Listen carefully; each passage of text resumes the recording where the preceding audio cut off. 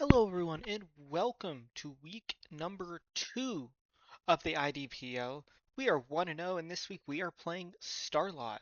Starlot is a League 1 staple who is, for the first time since I've joined the league, run down to League 2, and I have not played them yet on the playoffs before, so I'm excited to play them for the first time.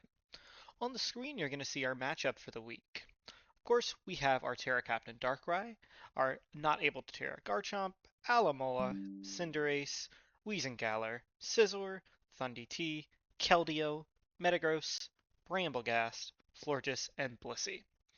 We're going against my most successful Pokemon IPL, Tera Dragonite, with Iron Thorns, a non-terrable um, Iron Bundle, Latios, Kleavor, Moltres, Deoxys Defense, Fenzadipity, Raikou, Decidueye, Umbreon, and Swampert. Looking at this matchup, Tera Dragonite, of course, is scary, despite the fact that I am faster. If it gets a D-Dance off and is able to get 2 off on me, this team could sweep me. Iron Bundle is fast and everything on my team, has access to deal with Lomomola and Garchomp well, so I'm going to have to find, and Keldeo well with Ice Moves and Thundee. So I'm going to have to find a unique way to take it down in order to free up those Pokemon. Latios is scary for a Scarf or a setup version. Kleavor could be there to set up rocks. Moltres could be a very good physically defensive tool that is good in almost anything that isn't named Garchomp or Keldeo. Deoxys Defense is annoying, it has Nightshade, it has Setup, it has Teleport, and Fenzadipity is scary into my team. If Garchomp is dead, Fenzadipity could roll my team if Scizor and Metagross aren't alive as well, so that's something I'm going to have to be careful of.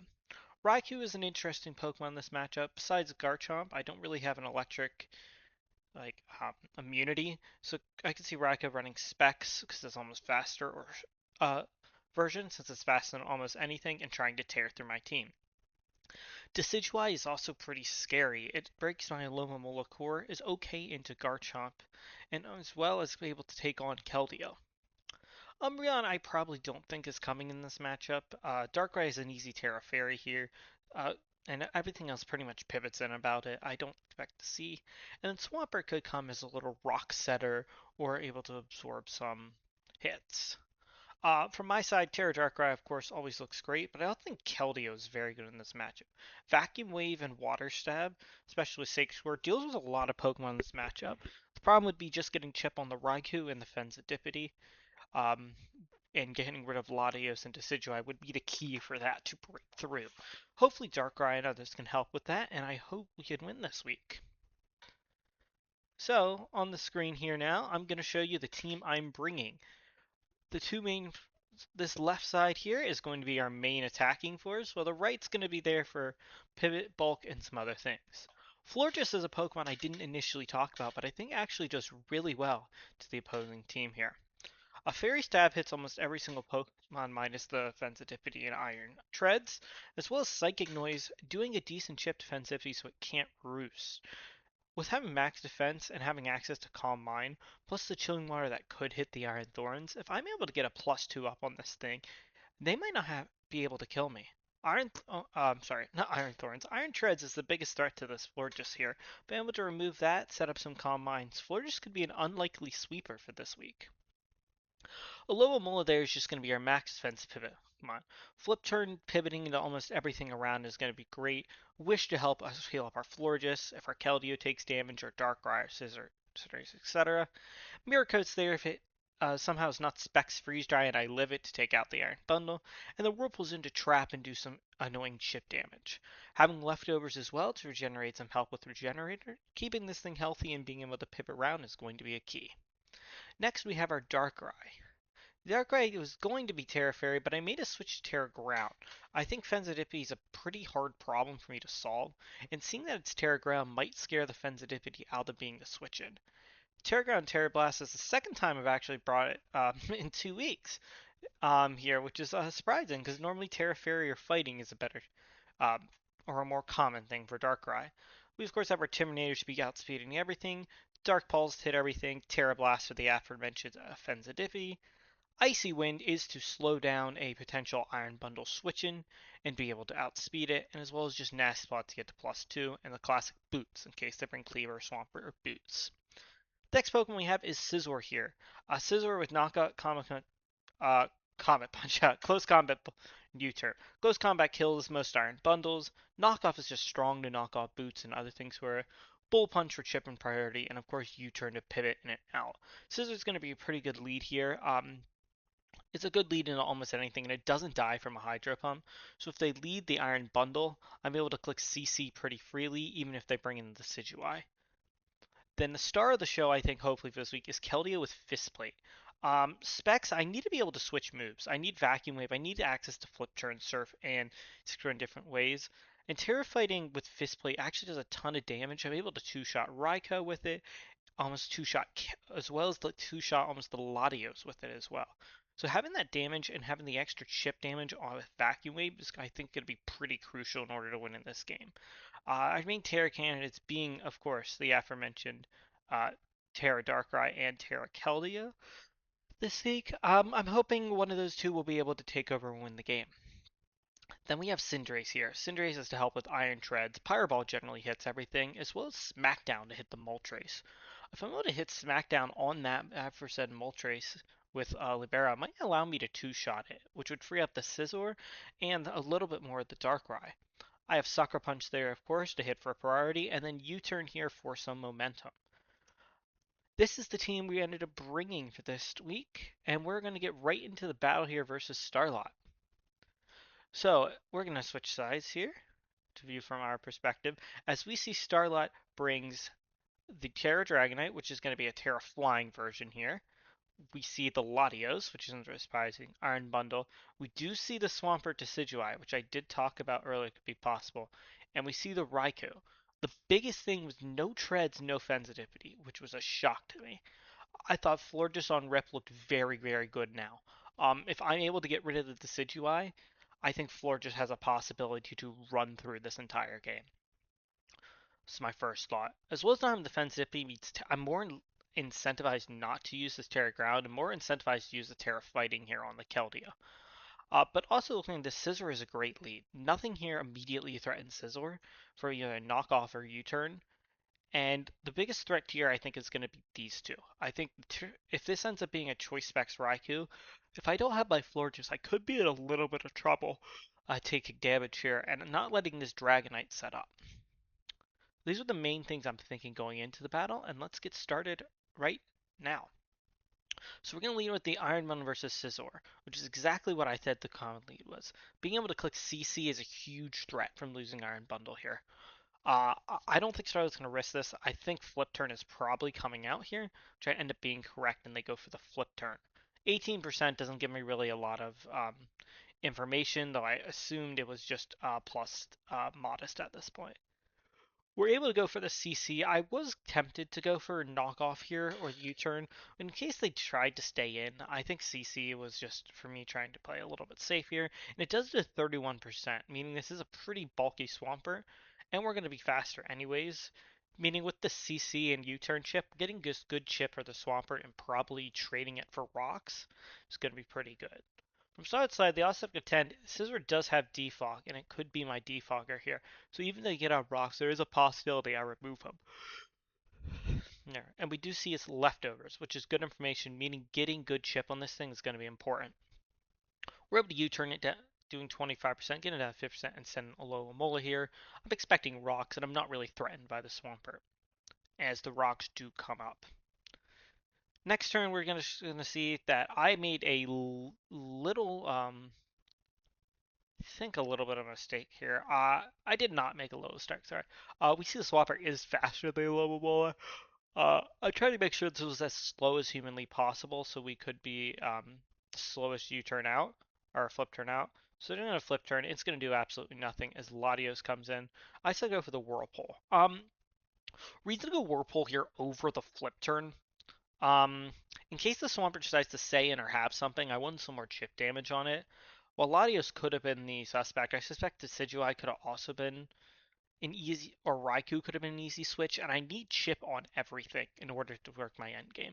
So I think Whirlpool was the play here, and getting 3% allows me to know it's, I think, has a little bit of bulk, and allows me to get more chip than I would with any single thing here. Draco Meteor hits, and it misses. That is an unfortunate misstop. Now, it would not kill, I don't believe, with my max HP, if I'm correct here. So it is a huge miss and unfortunate start, but I would have survived here. And getting the flip turn means I'm able to get more chip damage on this thing, but that's definitely unfortunate for Starlot. And now it's a free Florges here. They're going to go straight for the flip turn 10% here, as I'm going to go straight for the Calm Mind. There's going to be no messing around. So I'm going to Calm Mind up and Decidueye up here. So the reason this thing is max defense is because Poltergeist hits hard. I want to make sure I lived 2 straight Poltergeists.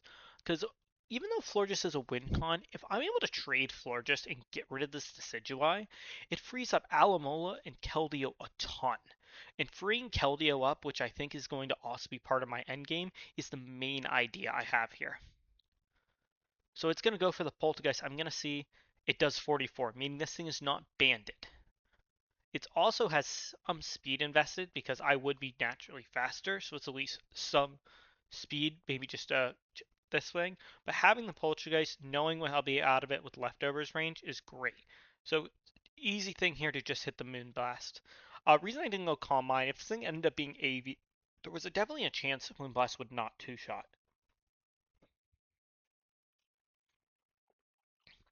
So we're going to see here, just they have no switch into Moonblast. As you can see, there's nothing that wants to take one. Gladius would die. Swampert probably dies. Dragonite doesn't take it. Raikou doesn't take it. Bundle definitely doesn't. So it's just going to be a quick trade here. They're going to Poltergeist. I'm going to live, and we're going to go for the Moonblast. Now, we'll get 6 HP here, and here comes the Raikou. I thought Raikou was an interesting choice here. Reason being is there was a chance, I don't know how big of a chance I could live. It Volt Switch and kills me at 13, so I know it has to have some special attack investment. My gut is saying how it came in here that this thing is indeed going to be specs. I thought that on preview. Now this can't confirm it because this definitely could kill otherwise in a regular roll. But this is my gut feeling of how Starlot brought it in and how the way he's playing it, that this thing's going to be specs. As well as I think letting Florges go down here is fine because I get a free switch in here to see what he wants to bring in. Bundle comes in here, which means it's easy for me to go to Keldeo. I live any freeze dry shenanigans here, and Tera Fighting is insanely free now. The reason Tera Fighting is insanely free is I can kill Latios, or do a crap ton of damage with Sacred Sword. I could two-shot almost the Raikou with Sacred Sword chip I need. I can almost kill the Swampert with Sacred Sword I need, and breaking Multi-Seal is great. So Tera Fighting here is going to be my best friend. But as you can see, it goes into the Latios, 50%. Huge damage there onto the Latios. This also means now, with some chip, this thing is dead. This thing's probably going Draco Meteor. It is faster, so I go to Scizor here, intending to sack it off. My goal was to sack off Scizor to get right back into the Cinderace here to go for a free U-turn. It actually goes for Psyshock though. I figured out this was Soul Dew after this Psyshock damage. I had a feeling it was probably Soul Dew, but this was great. This means I have a free Bullet Punch right into this thing. Just awesome. I thought I was sacking this, which, again, sacking it would have been completely fine for me. The intention was to sack the Scizor. But keeping this is actually going to be very important for later in the game. As we go for the Bullet Punch, take 11%. It's not going to do much here. So that means we get another free U-turn here, bringing this down to 24%, and we're bringing the Alamola back in. It's going for EQ, and that's not going to do a lot because I am defensive. So we're going to take both Recover. He's going to go EQ. I'm going to Flip Turn out to get the Regenerator. And now I can go right into my Darkrai here. I can either have almost a free Nasty Plot or a free Dark Pulse in anything here. And Dark Pulse definitely kills from this range. Latios comes in and is going to be the sack. I was really surprised here. I thought they were just going to sack the Swampert off, which was, I think, probably in hindsight the better play. I think keeping the Latios around for the Aloma Mola and keeping the Latios potentially around to be faster than the Keldeo, I think was shocked this thing stayed, because Vacuum Wave didn't kill at this point, although Bullet Punch did. So Dark Pulse is going to take off the Latios, and that's two major threats from Starlot's team down here. Now, he really only has one option here. Raikou or Bundle are the only two options. Going into Raikou after I Tera means it's electric. It coming in either means Scarf or Specs. I already assumed it was Specs earlier, so my best play, because I need chip on this thing, is Dark Pulse. If I'm faster and get Dark Pulse shift, that's great. Because the plan would be chip hit Dark Pulse, has a chance to flinch, which would be great. If I die, that's fine. Bring in Scizor, hit Bullet Punch, and then it'd be Wave and Vacuum Wave. As long as that's in room Vacuum Wave and I have these three left, I believe I have enough to get through not only the Swampert, the bundle with Sucker Punch Vacuum Wave would be great, but we have the Alomo to pivot around on the Dragonite to break any to break any of the aforementioned multi-scale, as well as I could sack forever got the Cinderace, God forbid, for Pyro Ball damage. So go here, and they click Tera. I don't think this is a mistake. Many people might think it's a snake not saving us for Tera flying, doing it anyways, but this thing could end me. So I think it's absolutely correct. And he doesn't kill with regular Thunderbolt either. So in order to kill, he has to Tera, which I think is the idea here. I'm going to go for the Dark Pulse, just intending on getting Chip, being fine with sacrificing Darkrai here. 41% does about what I expected, and we get the flinch. Nasty flinch. I'm sorry about that, Starlot. The flinch is huge there. Gives me an X turn to Chip, meaning I don't have to sacrifice the Scizor or sacrifice anything else. So that is inherently very good for me and unfortunate for my opponent. But at the end of the day, I still think I had a path to win regardless. So we get the Dark Pulse here, and we're going to intend to just sack this thing off. And the best part about this thing is, Raikou gets inner focus. So unfortunately, this one is pressure. I don't think it was a mistake. I think again, Raikou normally runs pressure by default, so it's unfortunate that inner focus probably would have saved Starlot a lot of help here. But it allows me to get the chip off, sacrifice the Darkrai here, and go immediately into Keldeo. Vacuum Wave's free into everything. There's nothing that wants to take a Vacuum Wave, so Vacuum Wave's going to 100% be the play here.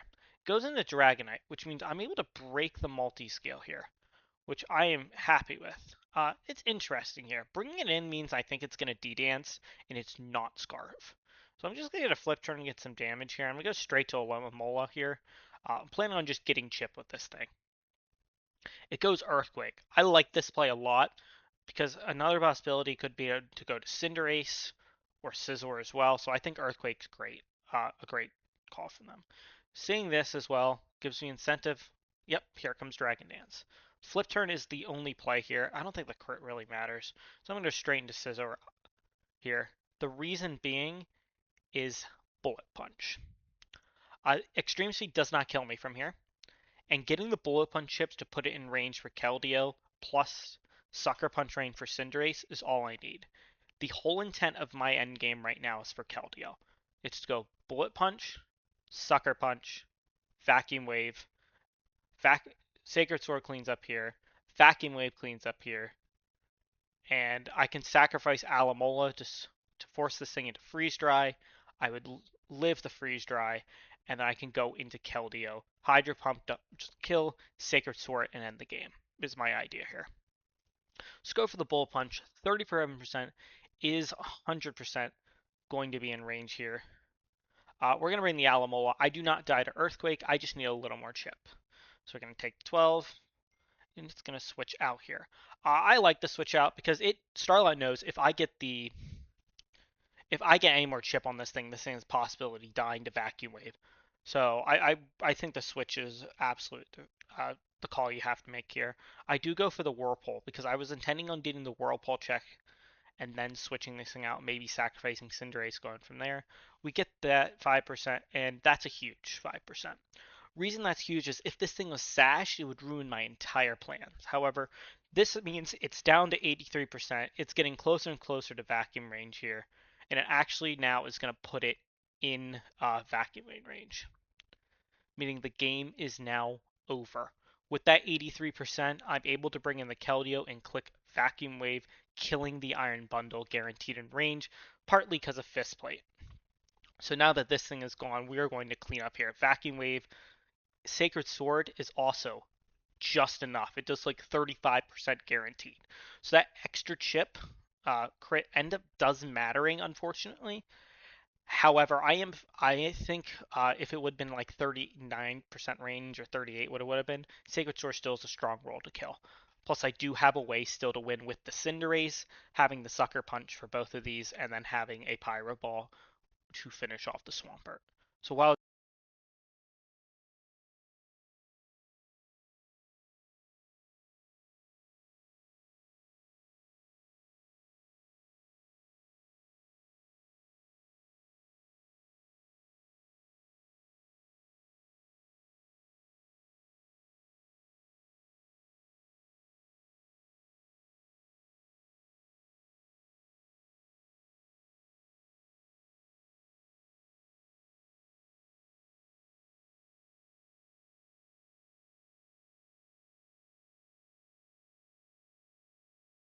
hello, now it goes. Good comes in. We hit the Vacuum Wave here, and then Sacred Sword is going to be able to finish off the Swampert, and we are going to move to 2-0 here in the IDPL. A great game from Starlot here. It's going to end up being a 2-0 for us, which is a great result here. And then I also have Starlot's team here, which I will show you all now. So the Latios we did in fact see was the Soldew, which we were thinking it would be. It has some HP to it, but it's pretty fast with that Dracometer Side Shock. Shadow Ball was probably from Bramblegast or a different Tera, and then Flip Turn as well. It was Boots Iron Bundle and did have some HP and Spiff, so getting that chip in order to put him in backing range was great, as well as having the Fist Plate. Pretty standard bundle set here with the Hydro Pump, Ice Beam, Freeze Dry, and Flip Turn. We got the max HP Swamp we talked about. Earthquake, Ice Punch was pretty unique here. I think Ice Punch was for Brambleghast as well, which was definitely a consideration. Rocks and Flip Turn. We see Decidueye was actually Scarf. Scarf Poltergeist would have been really gnarly to deal with, so I'm glad I traded into that thing. Poltergeist, Titanium, Leaf Blade, of course, U-Turn, and Shadow Sneak in case it got knocked off. Then we got Lumberry Dragonite. It was there for Will-O-Wisp, which, again, I could see definitely bringing or this as well. Has that Earthquake, it has that Ice Spinner, and has the Terra Blast. Meaning, once the Raikou teared, it was a little bit less of a threat to Keldeo there. But still could have been a massive threat. And there's that Specs Raikou, which we talked about. Thunderbolt, Shadow Ball, or a Spear, and the Volt Switch. So, GG's to Starlot. I think it's a very good team and a very good player. And I was happy to play and hopefully we play you some other time here. But we are going to officially move to 2-0. Good to see us next week versus Shader in the newly rebranded Shaders team here. History against Shader's not too good, but let's see if we can end up winning this battle and try to move to 3-0 this season. Thank you all for tuning in, and we'll see you all next time.